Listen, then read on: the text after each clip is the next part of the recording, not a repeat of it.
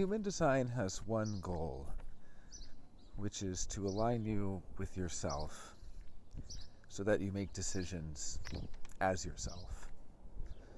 The premise is that our whole lives we've been trusting what's not consistent in us, what's not really us. And we've been ignoring what is us. And human design essentially gives us the tools to align with what is us, to trust our own bodily intelligence to make decisions.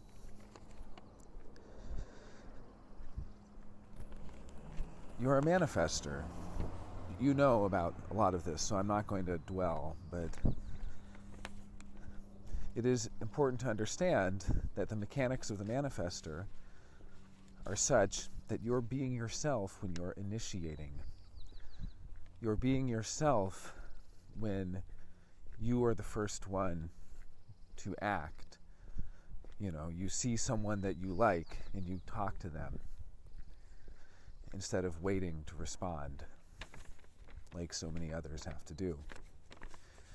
And furthermore, you're an ego manifestor.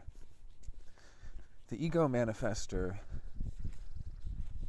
is really meant to trust what they have their heart in. Is your heart in it? Do you have the willpower for it? Willpower is not an unending resource. Willpower, the ego wants to rest. It wants to work and then it wants to rest. And willpower is something that comes and goes. And knowing that you have enough willpower to do something before you initiate it is so important. Because when you have a defined ego, you're essentially making a promise, and life will hold you to that promise. You're expected to keep your promises. You're even going to have to prove things. You might not want to, but you're going to have to.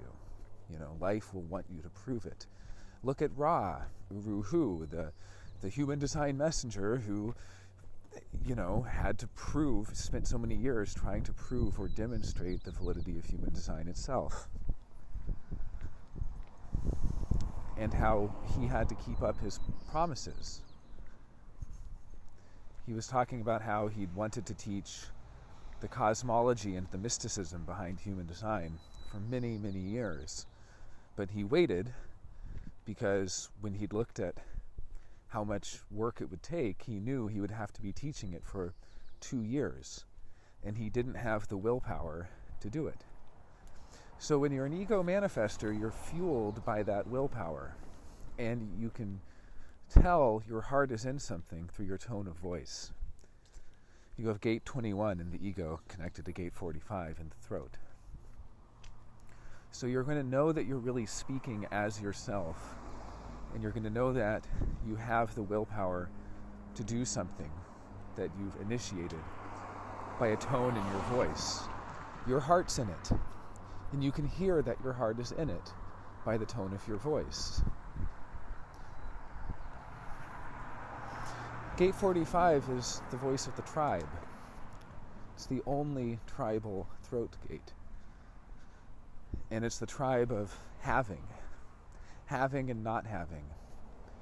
And this can be deconstructed endlessly. It can be about material possessions, talking about what you have. It can be your properties in multiple senses of the term. It can be what you have to do or don't have to do. And it's tribal, so it's we. It's not just you. You might be the one who says, we don't have to do this. We do have to do that. And when you're speaking with the word have, this is one of your true voices. You also have gate 23 in the throat. This is the I know or I don't know. That's also one of your true voices. You're speaking as yourself when you say that.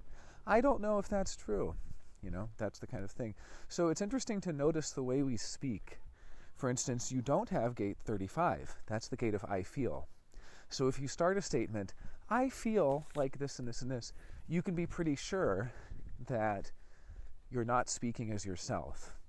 that you're going to say something that's either conditioned or it's starting on the wrong foot. If you say, I feel like I really want to do this now, it's so different than I have to do this, or I know I want to do this.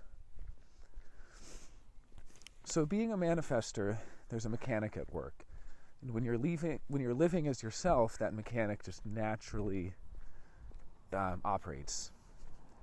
And it operates in the way that you're able to start things, totally new things. You're able to shift things. You're able to change directions. And you're also able to go incredibly fast. And the thing about manifestors is that everyone's trying to get them to slow down. Everyone's getting in their way. Well, this is resistance. The way I explained it to a manifestor friend of mine, I said, you're driving down the street. Someone's crossing the street. You don't slow down. You just honk the horn. That's something that Ra said. You just honk the horn. That's informing. Well, you know what my manifestor friend said? He said, I'm not going to honk the horn. Manifestors don't like being controlled. They don't like being told what to do. And they're not supposed to be controlled. It's outrageous to me how much people get in their way. It's almost like, because the manifestor is such a force of nature, at some energetic level, people kind of try to slow them down or control them. I don't know. It's interesting. It's interesting. So understanding that dynamic and understanding that the conditioning for the manifestor is to basically slow down and also be conditioned to be a generator. That's the funny thing. It's like all of the non-manifestor types are conditioned, go out there and just do it. But the manifestors are, conditioned to work hard. They're conditioned in that sacral way to be consistent, to be somebody else's slave. Well, you're not here to be a slave. You're not here to find satisfaction through hard work. You're here to find the peace that comes from moving through life without resistance. Moving through life in a way that you're not meeting resistance all the time. But the manifestor, not self-mind, is always avoiding anger. It's avoiding things that anger it. Or it's trying to, it's striving to avoid anger. And so its idea is, each of these not self themes. Oh, undefined sacral. If I just work really hard, I can avoid anger. If I work really hard, I'll get my peace. I'll have peace that comes from hard work. Or undefined root. If I hurry up and get this done, I can find peace. So really what it is the inner battle between who you are and living your mechanics and the conditioning that is pulling you away from those mechanics, that mental decision making that is going to operate like a defense mechanism to protect you in the places you're vulnerable, because those open centers are vulnerable. That's where and I'm using the term open interchangeably with undefined.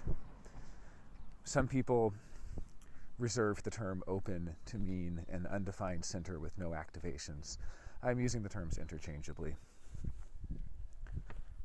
So you have open solar plexus, open G center, actually completely open G center, open sacral, open spleen, open root.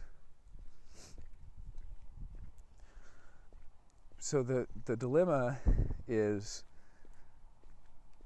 there's going to be two essential strategies. There's your inner authority strategy, which is what human design gives you, which is to trust your ego authority, and the strategy being to inform others of the actions that you're going to take based on what you have the willpower to do and what your heart is in, what you really feel. That's the thing about the heart is, it's not feeling in the solar plexus sense, but it is a feeling in the general sense of the term. And it's something that,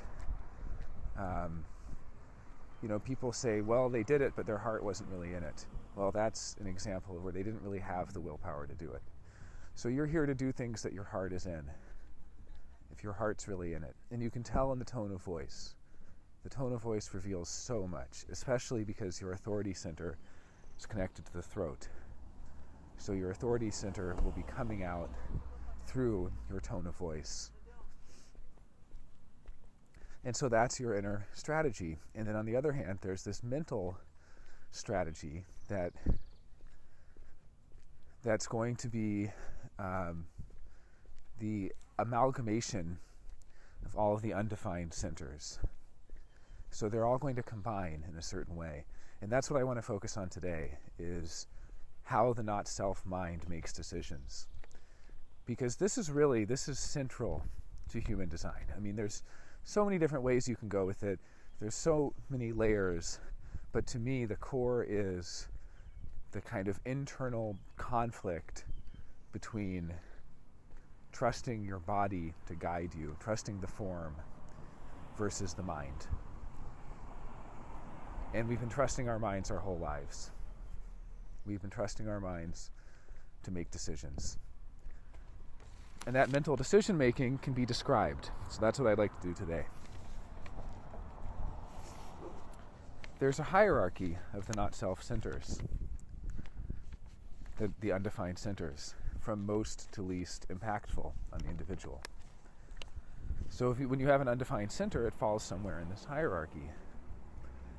In your case, the strongest conditioning of an undefined center is the solar plexus. This is the strongest conditioning for you. This is the foundation of the not-self theme. So the entire mental decision-making strategy about avoiding anger is going to be based on the undefined solar plexus. It's really at the core of everything else. Everything else is built on top of it. And after that, it's the G center. That's going to be the second strongest. So that's also very near to the core of the not-self. And then we go to the spleen. Then you have the root. And the root is going to be the next one in terms of the conditioning power. And finally, the sacral. The sacral is going to be the outermost layer. So that's going to be what you show to the world. It's like layers of an onion. And you're going to show other people that undefined sacral, not self theme. So other people, if they were asked to describe the dilemmas in your life, they would talk about that undefined sacral. They would talk about not knowing when enough is enough, doing too much, biting off more than you can chew, working too hard, staying up too late, being too active, and so on. But they wouldn't see what's deep down inside. They wouldn't see the spleen, maybe, or the G center, or the solar plexus at the core, the foundation. They might see some of the root, but it's like layers of an onion. You don't see all the layers. You see the outermost layer. And so the layer you're showing the world is that undefined sacral. Showing the world your willingness to take responsibility. Showing the world your energy to be guided and given a direction. Showing the world that you'll stay with things and you'll stay with an experience. And I'm just kind of describing some of the keynotes of your activated gates in the sacral center here. So you're showing the world that sacral center. You're showing the world your willingness to expend energy. Showing the world you don't know where enough is enough. But behind all of this is the solar plexus. Now that undefined solar plexus is going to be the core of the not-self mind. So this is at the heart of the not-self decision-making process. And it has the theme of avoiding confrontation and truth. So there's this deep hidden theme of I can avoid anger as long as I avoid confrontation. I can avoid anger as long as I avoid the truth, or I avoid painful truths. And on the surface is that sacral, so it's going to be, I will work hard for them to appease them so they don't call me out, so they don't get too close, so they don't confront me, so they don't have an emotional reaction. Because that's the thing about the undefined solar plexus. It's so sensitive to others' emotional states. They're high on their wave, and you're even higher. They're low on their wave, you're even lower. You're amplifying their emotional state. So you feel vulnerable, and there's a defense mechanism around, I'm not going to rock the boat. I'm not going to confront them. I'm not going to call them out. Because if I do, if I call them out, they're going to have an emotional reaction.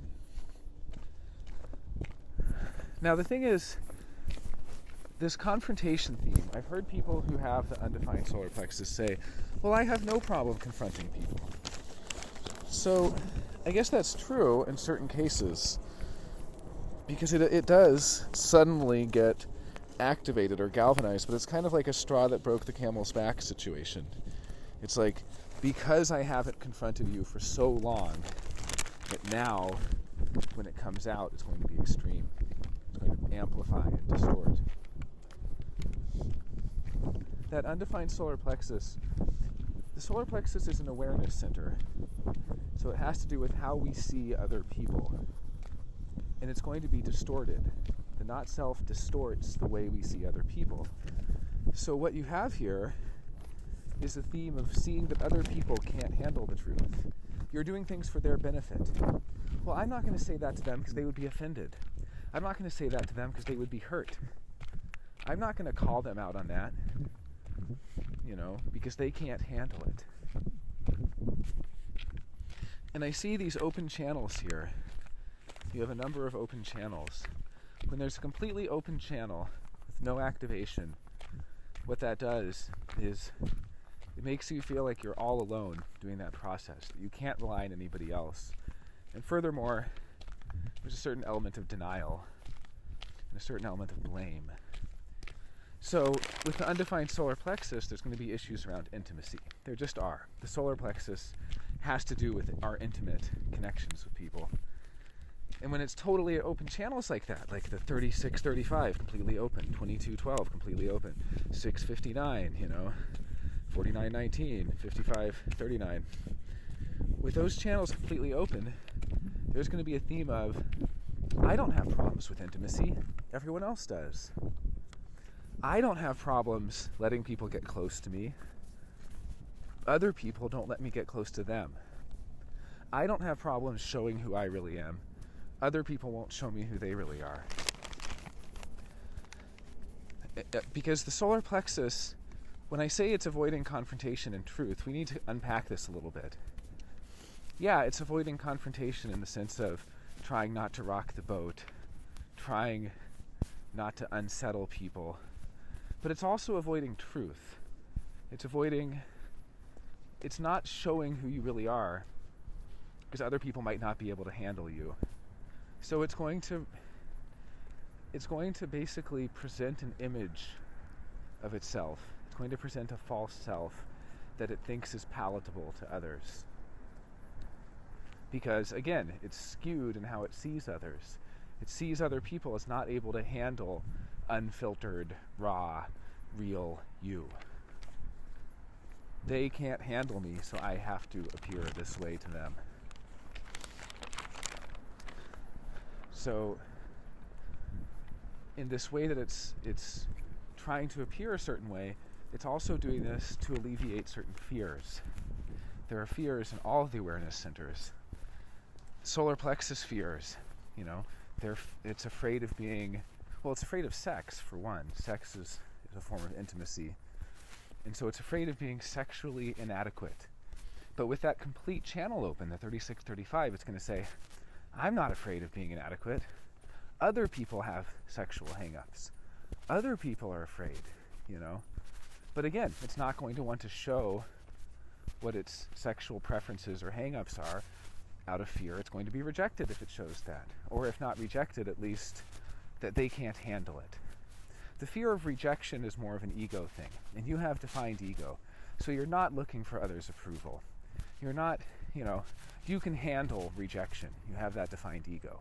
People who have undefined ego are so terrified of rejection.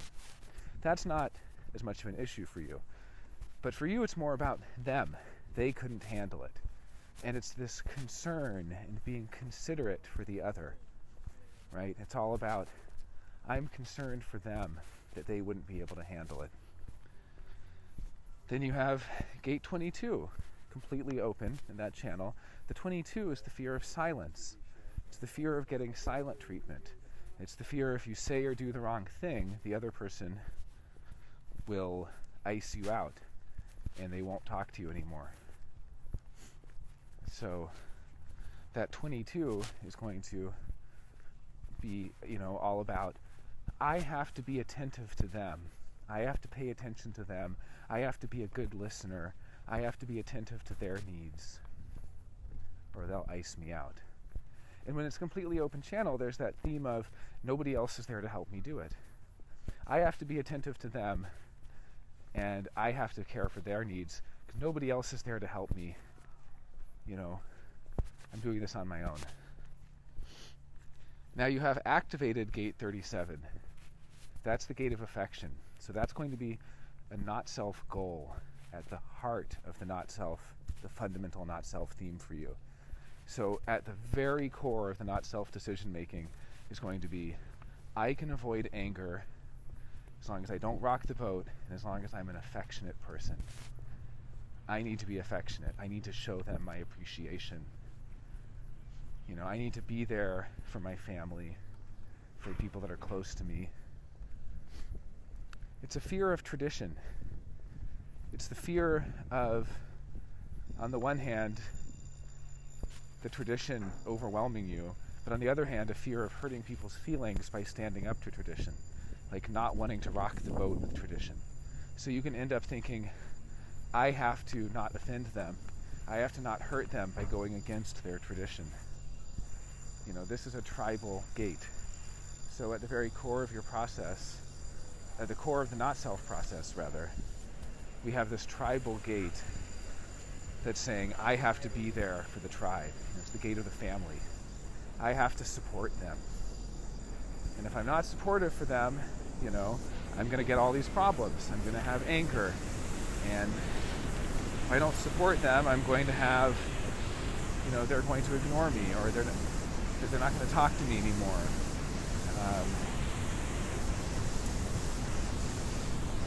Excuse the noise. I'm walking by the Ballard Locks, which are a series of waterfalls, essentially.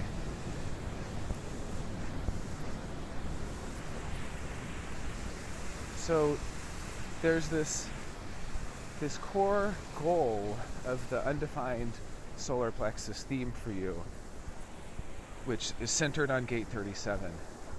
And that gate 37 is going to try to be a warm, affectionate, supportive, caring, concerned person. But you're wired cold. You're not wired warm. You're wired cold. And when you're by yourself, when you're outside of the influence of others, and when the transits aren't impacting you through activating solar plexus, oh, how calm that can be. Then you'll find peace. Talk about peace. I'm not even a manifestor, but I know the peace as someone who has undefined solar plexus of that stillness and that calm and that clarity that comes from not amplifying somebody else's emotional wave.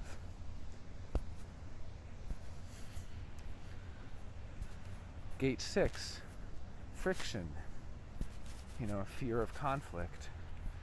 And these can all be deconstructed in so many different ways. But again, when the whole channel's open, I'm not afraid of conflict, everyone else is. I'm not afraid of confronting people. Everyone else is too scared to confront, or they can't handle the confrontation. 55 is a fear of emptiness. you know? These all have different themes that you can deconstruct in so many ways. 30 is the fear of fate. That's an interesting one. If I really open up to someone, if I'm really intimate with them and show them who I truly am, the fates will just intervene anyway. Some unforeseen catastrophe will happen that will take them away from me. So I'd better not show them who I really am. I'd better hide who I really am and show them something I've created for them. This is the solar plexus at work. This is the undefined solar plexus. It's going to create a whole false self built up around something that's palatable to them, that's acceptable to them. And it's so skewed because it's based on how you see them, on your awareness of the other. And that awareness is going to be distorted. It just is. Nobody escapes the conditioning field of the homogenized plane. You know, we all grow up in this homogenizing world. And so we're going through our lives and we have these not self themes. And they're skewing the way we see ourselves and the way we see other people. And with that fundamental solar plexus theme, it's going to be, I see other people as incapable of accepting me for who I fully am or handling me. And again, it's not the ego. It's not like you're looking for their approval. You don't need them to approve of you. This is about, can they handle you? And so you're going to be making these decisions, mental decisions, that all have to do with avoiding confrontation. Choosing a job where you can avoid confrontation. Choosing partners, choosing friend groups. You know, there's a big theme of escapism here. Escapism from painful truths. A big part of it is, I'll find people who I won't call them out, and they won't call me out. Unconscious collusion, that's the theme, right? I'm not going to confront you about your shit. You don't confront me about my shit. We'll just let sleeping dogs lie.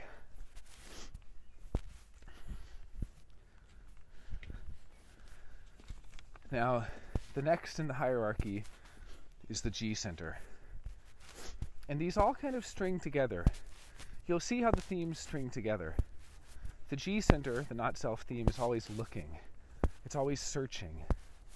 It's searching for the right place, searching for the right people, searching for the right trajectory, the right career, the right life path, the perfect love, the right other. And so it's going to combine with that solar plexus. I'm looking, I have to find that person that won't call me out, and I won't call them out. And they'll just let me have my space. Because again, that solar plexus, that undefined solar plexus, wants to keep people at arm's length. Doesn't want them getting too close. If they get too close, they might not like what they see. And it's not like you care. It's not looking for approval. You know, you have defined ego. Defined ego doesn't feel the need to seek approval from others. It's not about approval.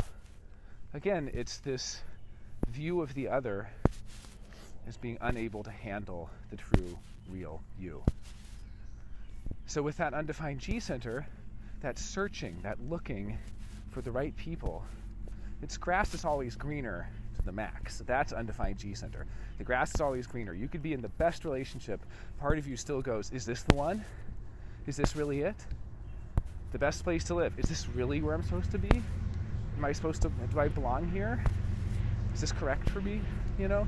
And that undefined G center is going to always be searching and looking as long as you give it the power to make decisions. Excuse the noise of the train. So next we have the spleen. The undefined spleen is adept at knowing who's healthy and who isn't. It's the center of the immune system, of the well-being of the person, of the individual. And so it's open to others' sense of well-being.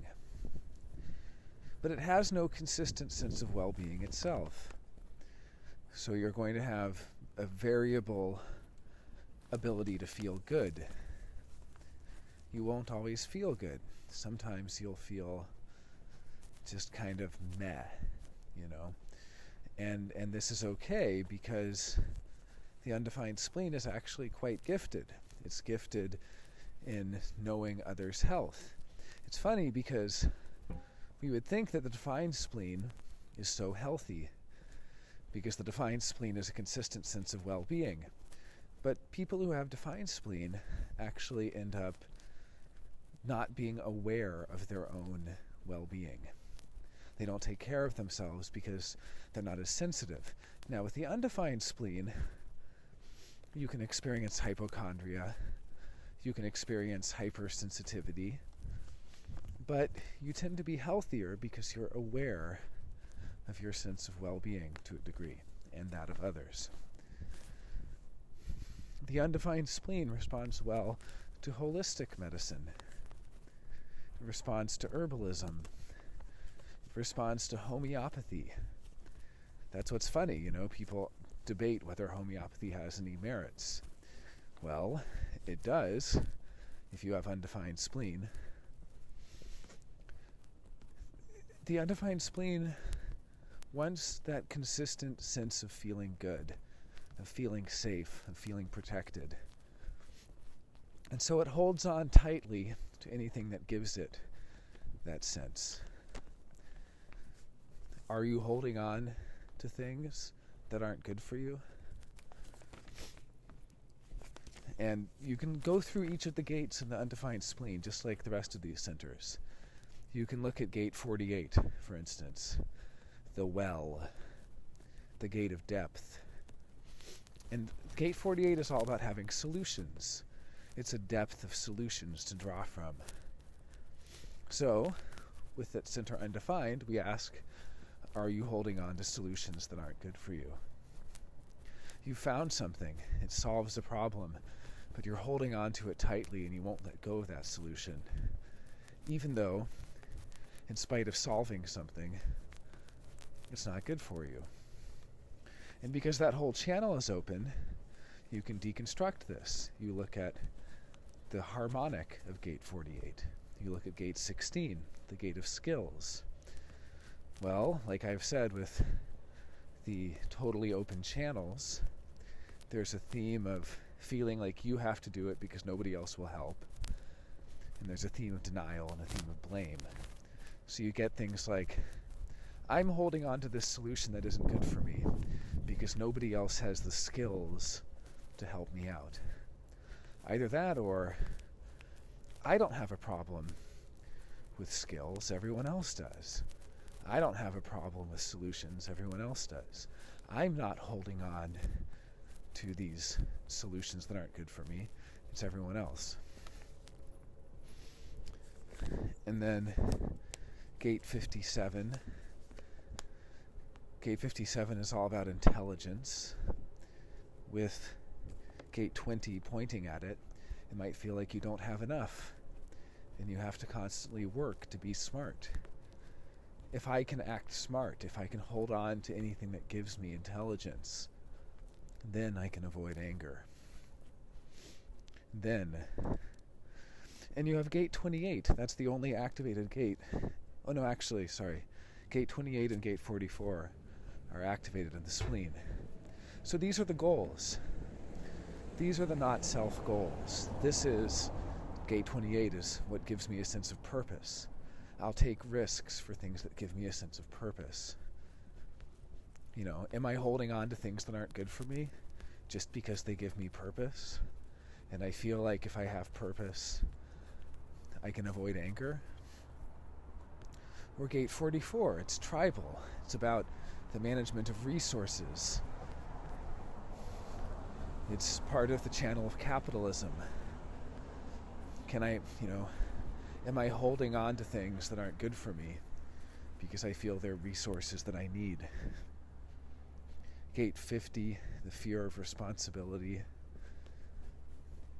Am I holding on to things that let me avoid responsibility, or that give me a sense of being able to handle responsibility because I'm afraid that I can't? So I'll hold on to anything that gives me what I feel I lack.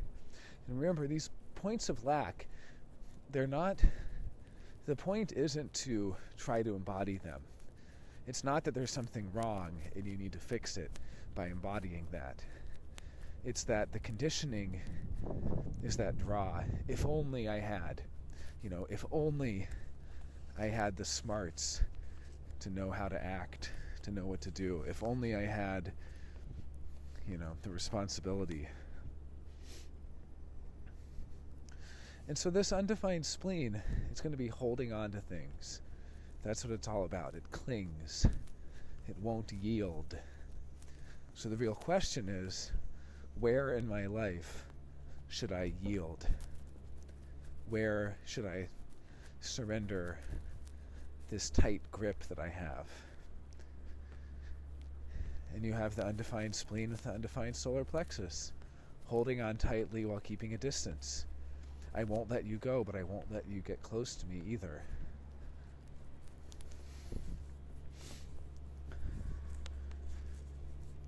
The undefined head. 6124. With your defined head, you're consistent in the way you see the world. I have a printout, and it's difficult to see which ones are colored in and which aren't. So I see here the 6124. You have that channel defining your head and your ajna. So you have a consistent way of processing information. The defined centers, they do have a not-self component. It is possible for them to act in a not-self way, particularly the head and the ajna, because the head and the ajna are never authority centers. The head and the ajna are always going to be meant for one thing, which is outer authority. They aren't meant for inner authority. They aren't meant to make decisions for your life. But having them defined, they're going to be consistent resources you can draw on for the expression of outer authority. And what outer authority is being an authority for others. It's expressing things for others. It's influencing other people through what you know or what you've learned. So you have the undefined solar plexus at the foundation. You have the undefined G center next. You have the undefined spleen. And then you have the undefined root hurrying with only one activation. That one activation being the goal of that undefined root, gate 41, which is about fantasy. It's the pressure to fantasize, the pressure of fantasy to set out on your journey on the human experiential way, from the 41 to the 30 to the 36 to the 35. And this human experiential way is all about gaining experience. It's about setting out on your adventure, setting out on your journey. And you only have two gates pointing at that undefined root. So again, we have, similar to the solar plexus, we have a center that has very little pointing at it. So you have a lot of open channels there. And with all those open channels, what you get is, again, that theme of, I'm not in a hurry, everyone else is in a hurry. I can handle the pressure, nobody else can handle the pressure. I can handle that. I don't have too much stress in my life. Other people are stressed out. But that undefined root is going to be highly receptive to stress. Other people are going to be able to make you hurry up. It's not like the defined root, where someone says, is it going to be done Friday? And they say, maybe.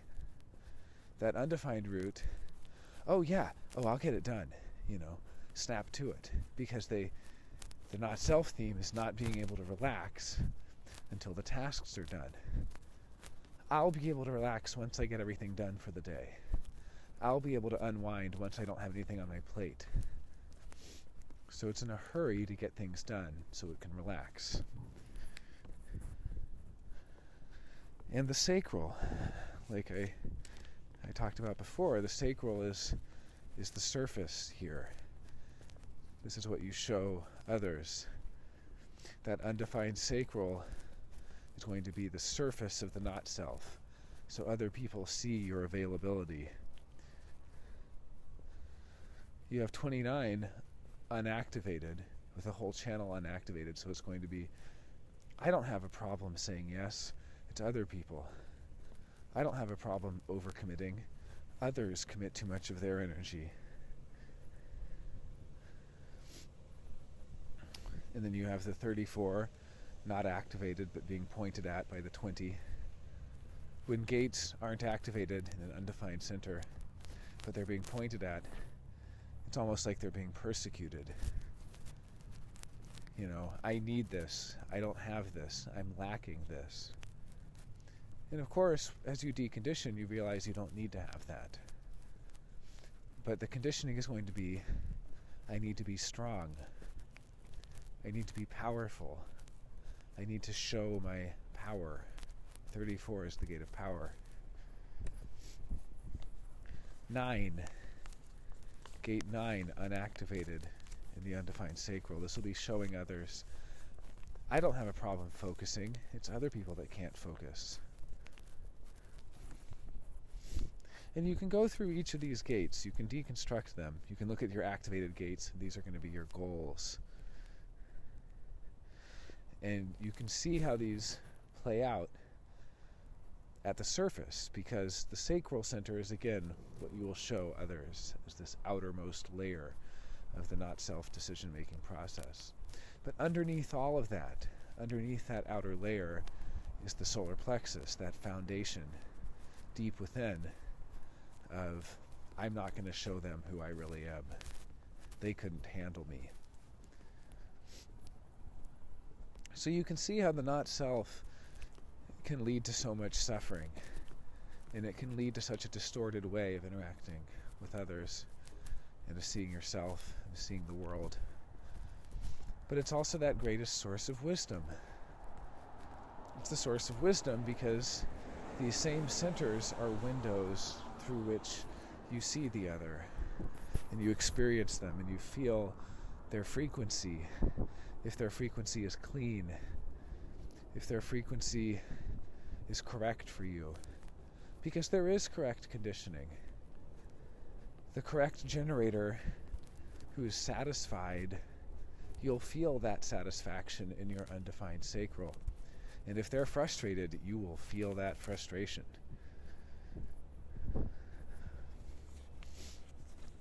The 5-1, being a heretic investigator. The profile is like the costume you wear. The profile is, it has to do with the roles you play, the masks you show people. And there's nothing wrong about these masks. There's nothing wrong about these roles. You can be authentically yourself in these roles. You can decondition from the solar plexus, which is always hiding, which is always showing a false self, and you can show people who you really are while still wearing these masks, while still wearing a costume, because the costume is really about how you interact. The profile is how you interact. The 5th line interacts with others as a savior, as a general, as a seducer, and a number of other roles. Each profile has collective roles, they have tribal roles, they have individual roles. And in each of these cases, they have roles that they interact with the other when they're externalizing, like I'm doing for you right now, as well as internalizing roles where they're taking in information, receiving from the other. So your collective externalization role is the general, as a fifth line. And the general in this sense is not someone who's consistently always there, but someone who's almost like called out of retirement to come in for the special case to handle the crisis. So all this externalization I'm doing for you, I myself am a fifth line. I'm a 5-1, and I'm externalizing. And this is really going to influence you the more you're in crisis. I work best in crisis. You work best in crisis. When the other person is having a crisis, you kick into action. And if you can deliver something practical to them, you can help them in that crisis.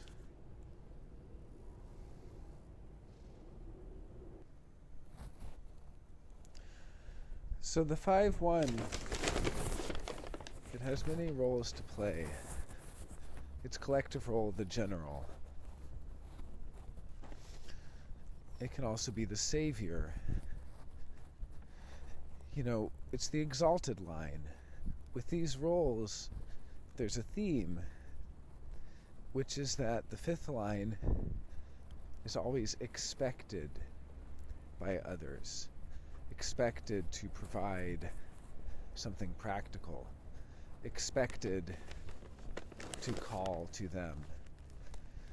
The fifth line penetrates others, and so it gains their trust, penetrates their defenses, and in so doing, it builds an expectation that in exchange, it has to do something for them.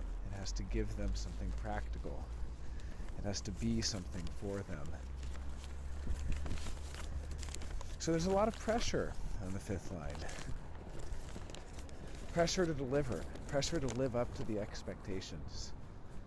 It's not like the second line, which also gets projected on. But the second line has a negative projection. The second line, it's projected they could do so much better. They're wasting their talents. The fifth line, it's a positive projection. This person can help me. This person has what I need. And if you don't live up to that, they tell everyone. The fifth line lives and dies by their reputation.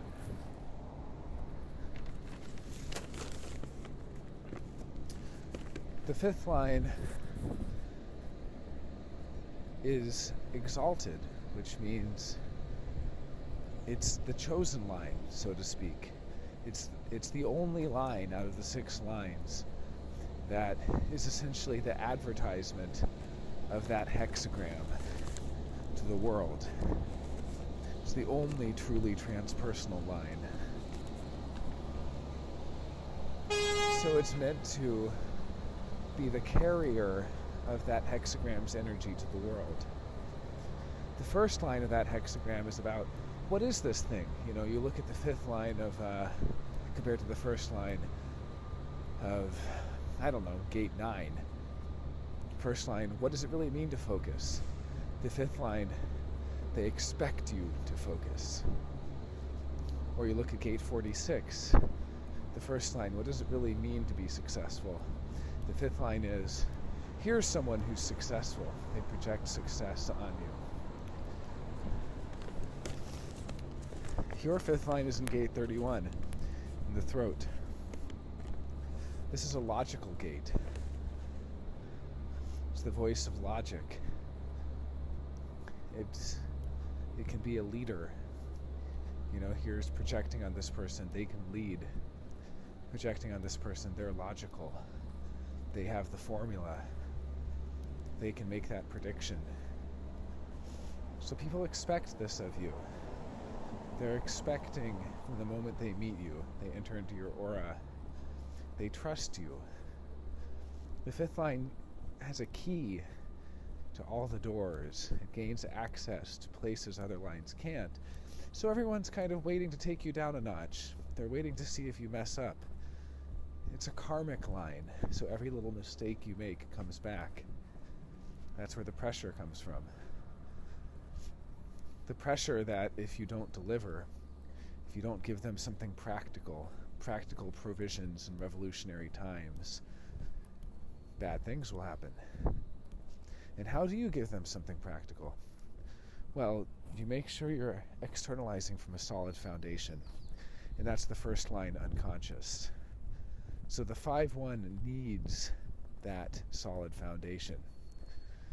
The 5th line is the general, but the first line is the authority, the expert, the authoritarian. It's not born an expert, it becomes an expert through dedication, through ardent effort, through moving through that process from apprentice to master. The first line knows its place. It knows where it's strong and where it's weak. It's introspective. And it's dedicated to learning, to getting rid of fear, because the first line is inherently insecure. But beneath the 5th line image of the strong, powerful general is that insecure first line. It's not really sure, and so it wants to be sure. And to gain that certainty in its own expertise, it dedicates itself to learning. But there's no guarantee that we will pay attention to our unconscious. People ignore the unconscious at their own peril. But you'll find with each of the profiles that it's possible to go too fully into the conscious line and to ignore the unconscious line. To be so fully in that 5th line of that projection field of knowing what others expect from you and catering to those expectations, and to ignore that solid foundation. And this is how 5-1s get into trouble, because the 5-1 needs to be able to deliver. They gain the trust, but they need to be able to give something practical, always. And they do this in areas where they're an authority. So, being a general, you influence others during their time of crisis. But having that first line unconscious, you can only really follow through in an area where you're an expert. So you develop your expertise. So the 5-1 is there, building up their expertise, waiting in the wings of history to be passed the torch, so to speak, to have their moment in the sun, their moment in the spotlight, at the point of maximum pressure, and to deliver during that time of crisis, during that revolutionary time. And what they deliver is something heretical as well. It's practical, but it's heretical. It's not just common wisdom. Oftentimes it goes against common wisdom. It's taking a risk. But if it's practical, it can be universalized.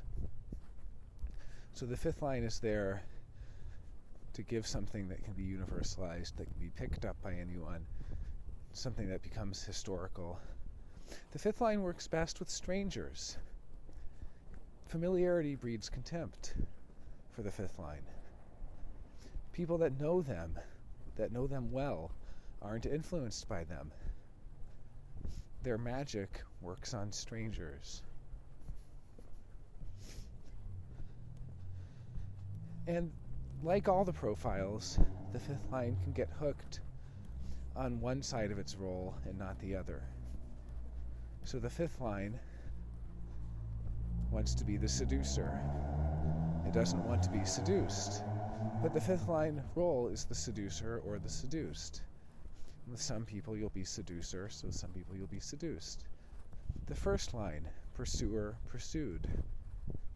Strong or weak. There will be times in your life where you're physically weak, where the strength leaves your body. There will be people you are with where you are physically weak, and people you are strong with. And it's accepting this flexibility and being able to adapt so that you can be strong with some people and be weak with others. And you can see what a dilemma this causes to not self-mind. For instance, the second line has the theme of shyness and boldness. Well, you can imagine a child who's shy with one parent and bold with the other. The bold parent, the one they're bold with, is totally happy with them. They're showing me all their talents. But the one they're shy with says, why do you always hold back? What's wrong? Why are you shy around me? So you can see there are so many dilemmas. And thinking back to your connection to different people, with each person you're going to have one primary mode of relating to them. So you're going to be the seducer of one person, but another you'll never be able to seduce. You're going to be the teacher of one, but the student of another. The first line is also the line of teaching and students. You're going to be the master with one and the apprentice with another, the strong with one and the weak with another. And it's accepting this flexibility and realizing that sometimes we're the seducer, sometimes we're the seduced, sometimes we're the pursuer, sometimes we're the pursued. And that's okay. That's as it should be. But we have to accept that flexibility.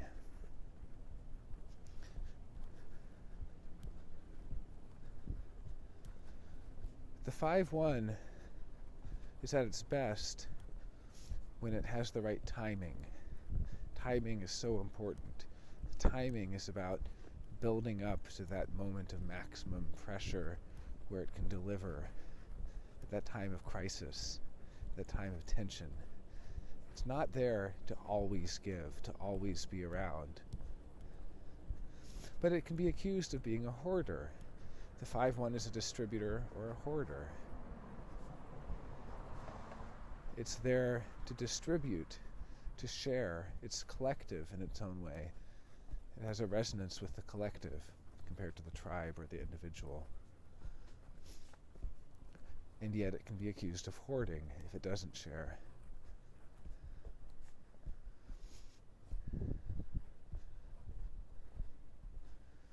And finally, the 5-1, if it doesn't manage its reputation, it can be destroyed. Because it's inherently insecure, and it doesn't have friends in the way others have friends. It has transpersonal karma, so it has allies. But these allies, it's a different thing, The 5-1 can be perfectly settled in a so-called friend group, and they can all turn, and they can all call for the 5-1 to be burned at the stake because of some mistake they've made. Because the 5th line carries so much expectation that when it makes a mistake, others feel betrayed. They feel let down. They feel like if that person couldn't do it, nobody can do it. And with that transpersonal karma, everything comes back to them. So it's so important that the 5th line recognizes their karma with others, that they recognize they have allies in this life, and they have enemies in this life.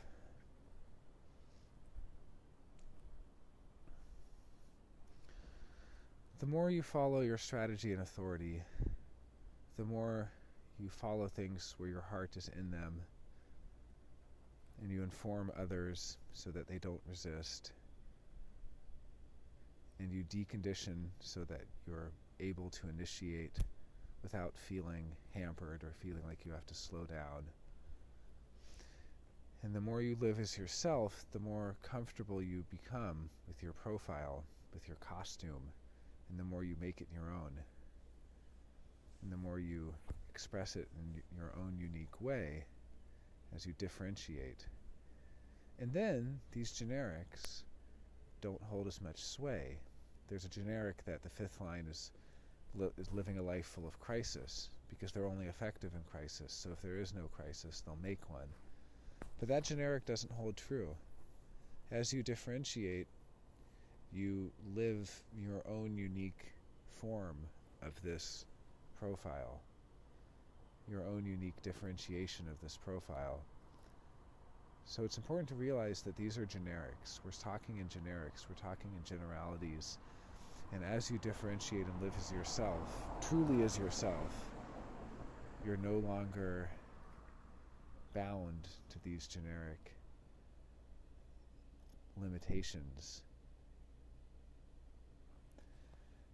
So it's important to realize that this is a configuration, but this is a configuration that you get to live as you. that you get to explore what is it for you to universalize? What is it for you to be transpersonal?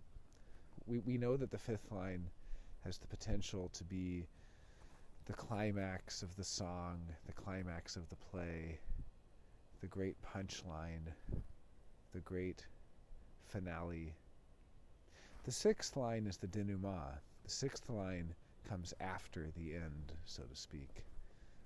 And in fact, little side note, the sixth line is the only one that can save the fifth line's reputation. But the sixth line is not the pure transpersonal force that is the fifth line. In fact, the 5-1 is the only purely transpersonal profile. Already with the 5-2, we're after the peak, so to speak. So what does it mean to be expressing this pinnacle, this exaltation of a hexagram? Well, there's a lot of pressure, that's for sure. But out of that pressure, you can deliver. Because the story isn't everyone puts expectations on me and life isn't fair. That's a terrible story. You know, I started the Fifth Line Lounge on Facebook, and so many 5-1s and 5-2s complained. Everyone's projecting on me. Everyone's putting expectations on me. Well, good. That means they trust you. Don't betray them. Good. They're putting expectations on you. You're in. You know, the fifth line isn't here to fail. It isn't here to not be able to deliver something practical. It's here to live up to those expectations. Because when you do, people feel like the world isn't such a bad place. They feel like good things do happen. That people are out there helping each other. They pick up on transpersonal empathy, on this empathy that's there for anyone, for the universal subject, for anyone and everyone, and is available to them. And when you deliver, their hope and their belief and their faith in the world increases. And when you fail, it's not one person failing. Their hope in the world diminishes. Their faith in the common goodness of people diminishes. So as a fifth line, you're here to bring practical solutions to those in need. And I think you do. I've seen it and I appreciate it. And it's been a pleasure and an honor to be able to discuss this with you and share this with you. And I enjoy all of our communications.